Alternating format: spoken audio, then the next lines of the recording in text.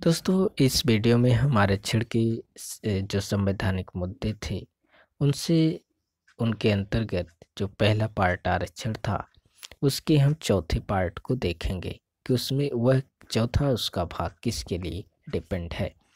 तो आर्थिक रूप से जो करंट अफेयर्स की दृष्टि से आरक्षण में जो भी बदलाव किए गए हैं या जो भी निर्णय दिए गए हैं, वह जो है इसमें हम देखेंगे।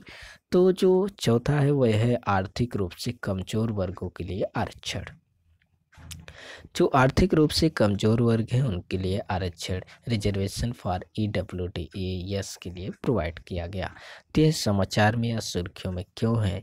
तो हाल ही में केंद्र सरकार ने उच्चतम न्यायालय को बताया कि राज्य सरकार यह निर्धारित करने के लिए स्वतंत्र है कि नौकरियों और शैक्षणिक संस्थानों में प्रवेश के संबंध में आर्थिक रूप से कमज़ोर वर्गों के लिए 10% आरक्षण लागू किया जाए अथवा नहीं। तो केंद्र सरकार ने उच्चतम न्यायालय को यह बताया अभी हाल ही में कि राज्य सरकारें स्वतंत्र हैं कि अपने राज्य में जो आर्थिक रूप से कमज़ोर वर्ग के लोग हैं, उन जैसे कमज़ोर वर्ग के लोग हैं उनके लिए वह आरक्षण 10% आरक्षण का प्रावधान करें या ना करें, यह राज्य के ऊपर डिपेंड है। अगला है आर्थिक रूप से कमजोर वर्गों के लिए आरक्षण के विषय में। तो इसमें हम देखेंगे कि क्या क्या इसके विषय हैं। पहला, सामान्य वर्ग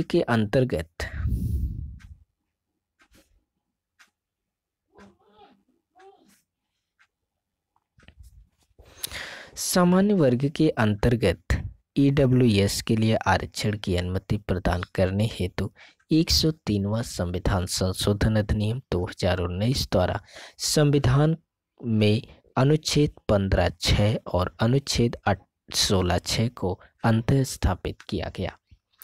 तो सामान्य वर्ग के अंतर्गत जो ईडब्ल्यूएस के लिए जो सामान्य वर्ग में आर्थिक रूप से कमजोर व्यक्ति हैं, उनके लिए यह आरक्षण की अनुमति प्रदान की गई। कैसे की गई? तो 103वां संविधान संशोधन अधिनियम 2019 को ला करके प्रोवाइड किया गया।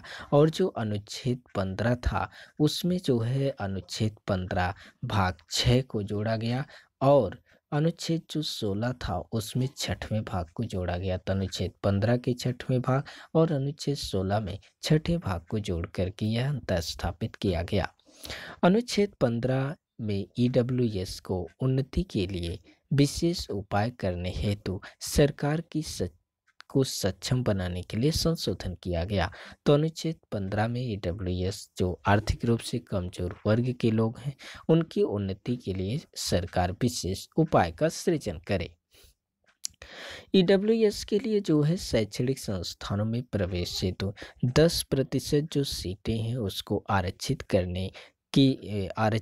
की जा सकती है। और इस प्रकार का आरक्षण जो है अल्पसंख्यक शिक्षण संस्थानों पर लागू नहीं होगा। तो ईडब्ल्यूएस के तहत मतलब जो शैक्षणिक संस्थान है, वहाँ पे जो प्रवेश हेतु जो 10% सीटें हैं वह ईडब्ल्यूएस के लिए आरक्षित की जा सकती हैं। लेकिन जितने भी अल्पसंख्यक शिक्षण संस्थान हैं वहाँ पर यह ईडब्ल्यूएस का 10% आरक्षण लागू नहीं होता है। अंतः स्थापित किया गया नया अनुच्छेद 16(6) जो है अंतः स्थापित किया गया जो नया अनुच्छेद 16(6) सरकार को ईडब्ल्यूएस की नागरिकों के लिए सभी सरकारी पदों को 10% तक आरक्षित करने की अनुमति प्रदान करता है।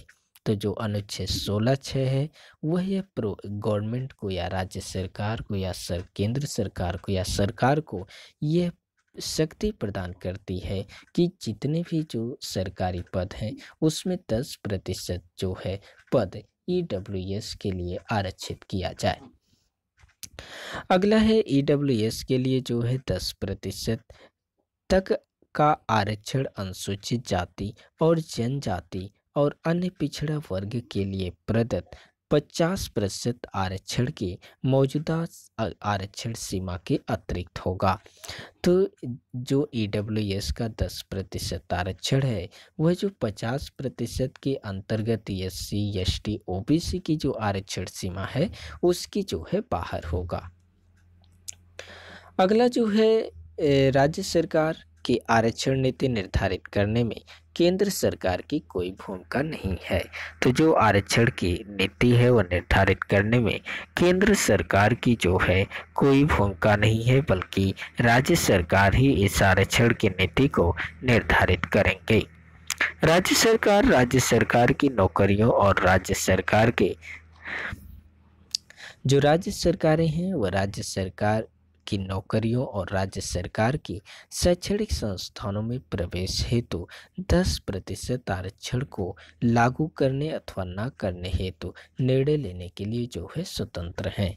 तो जो राज्य सरकार है वह 10% आरक्षण को लागू करें अपने राज्य में या न लागू करें, वह इसके प्रति निर्णय लेने के लिए स्वतंत्र हैं। तो दोस्तों धन्यवाद। ये हमारे वीडियो का चौथा पार्ट है जो कि पॉलिटी के करंट अफेयर्स से संबंधित है, जिसमें संवैधानिक मुद्दे में आरक्षण के चौथे भाग को देखा गया कि आर्थिक रूप से आरक्षण किसको प्रोवाइड किया गया, क्या कैसे, तो हमने इसको देखा। दोस्तों अगर ये वीडियो आप लोग को अच्छा लगे तो आप वीडियो को लाइक कीजिए, कमेंट करके बताइए वीडियो आप लोग को कैसा लगे, और चैनल को हमारे जरूर सब्सक्राइब कर लीजिए। धन्यवाद दोस्तों। अगर आप लोगों को इस टॉपिक का पीडीएफ चाहिए तो हम वीडियो के डिस्क्रिप्शन में एक लिंक दे देंगे, आप वहां से जा कर के इसका पीडीएफ डाउनलोड कर सकते हैं और इसको पढ़ भी सकते हैं। धन्यवाद दोस्तों।